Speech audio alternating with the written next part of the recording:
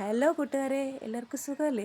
ഇന്ന് ഞാൻ മുറ്റത്തിറങ്ങിയപ്പം മുരിങ്ങ നിറച്ച് ശരിക്ക് പൂ നിൽക്കുന്നു കേട്ടോ.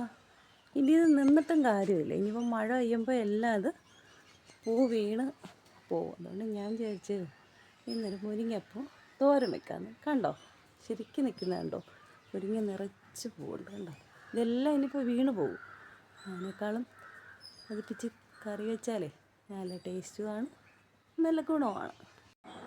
ദേ ഇത്രയും പൂ കിട്ടിയിട്ടുണ്ട്. അതിൻ്റെ കുറച്ച് മുരിങ്ങയിലൂടെ നമുക്ക് ചേർക്കാം. മുരിങ്ങ നിറയെ പൂ നിൽക്കുന്നുണ്ട്, പക്ഷേ കൈ എത്തുന്നില്ല പിച്ചാനായിട്ട്. കൈ എത്തുന്നില്ല, പിച്ചെടുത്തിട്ടുണ്ട്. മുരിങ്ങയിലയും മുരിങ്ങപ്പൂവും കൂടി കഴുകി നന്നായിട്ട് വെള്ളം തോരാനായിട്ട് വെച്ചിട്ടുണ്ട്. ഇനി ഇതിന് വേണ്ടിയിട്ടുള്ള അരപ്പ് നമുക്ക് തയ്യാറാക്കാം. കുറച്ച് തേങ്ങ, കുറച്ച് മഞ്ഞൾപ്പൊടി, സ്വല്പം മുളക് പൊടി, ഒരു പച്ചമുളക്, കുറച്ച് ജീരകം, ഇതെല്ലാം കൂടി ചേർത്ത് നമുക്കൊന്ന് ചതച്ചെടുക്കാം. ഇതിന് വേണ്ടിയിട്ടുള്ള അരപ്പ് റെഡി ആയിട്ടുണ്ട്.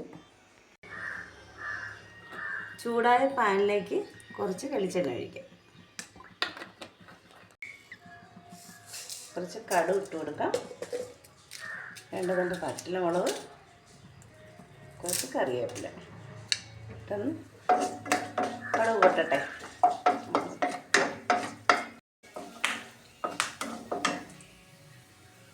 കുറച്ച് വെളുത്തുള്ളി, ഒരു വെളുത്തുള്ളി, കുറച്ച് സവാള, അതിലൂടെ ചേർത്തൊന്ന് വഴക്കാം.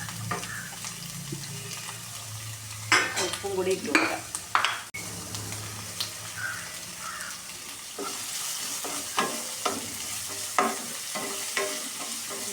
വഴണ്ട് വന്ന ഉള്ളിയിലേക്ക് നമുക്ക് മുരിങ്ങപ്പൂവും മുരിങ്ങയിലയും കൂടെ ഇട്ട് നന്നായിട്ടൊന്ന് ഇളക്കാം.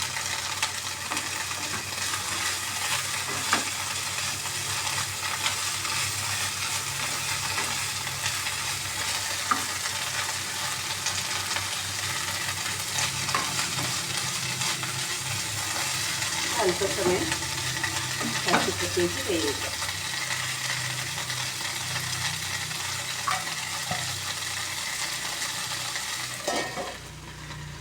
വാടി വന്ന മുരിങ്ങാപ്പൂവിലേക്ക് നമുക്ക് അരപ്പ് ചേർത്ത് കൊടുക്കാം. നന്നായിട്ടൊന്ന് മിക്സ് ചെയ്യാം.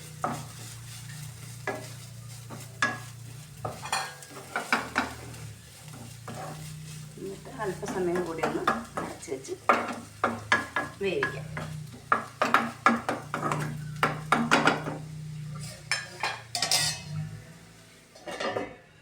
ഇതാ രുചികരമായ മുരിങ്ങാപ്പൂ തോരൻ റെഡി.